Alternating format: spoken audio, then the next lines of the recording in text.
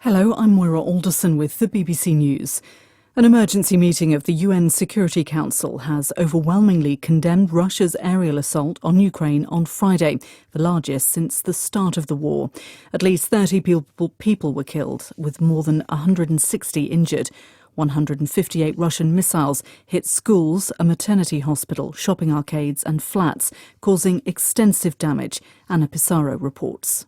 At the Security Council meeting, a spokesman said the UN Secretary-General unequivocally condemned Friday's appalling attack, saying hitting civilian infrastructure violated international humanitarian law. Representatives of most countries present made fresh promises of military support to Ukraine.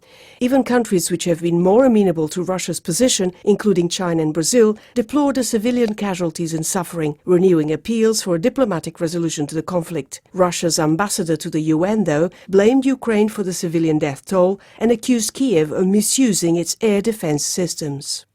Ukraine's President Zelensky has visited the embattled eastern town of Avdiivka, which of late has seen some of the fiercest fighting of the entire front line. Russian forces have been trying for months to capture it. Here's Danny Eberhard.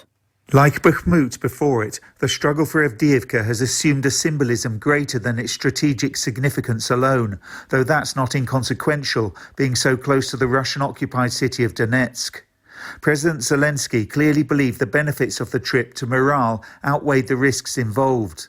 In a video message recorded outdoors under a sign of the town's name, he expressed infinite gratitude to those fighting to protect Ukraine, their relatives and others at home and abroad supporting the war effort. Danny Eberhard reporting.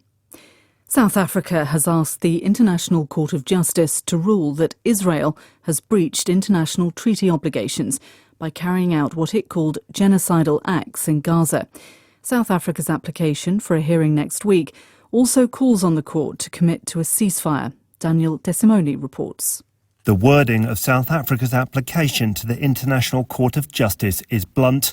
It alleges that Israel is engaging in genocidal acts against Palestinian people in Gaza in breach of the Genocide Convention, including by killing them and inflicting conditions calculated to bring about their physical destruction. South Africa wants a hearing next week. Israel said it rejected with disgust what it called the blood libel spread by South Africa, which it accused of cooperating with a terrorist organisation. The head of the World Health Organization, Tedros Adhanom Ghebreyesus, says he's very concerned about the growing threat from infectious diseases in the Gaza Strip.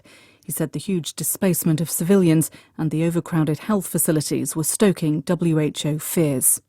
BBC News. The Biden administration has bypassed usual congressional scrutiny to approve the sale of more tank munitions and related equipment to Israel.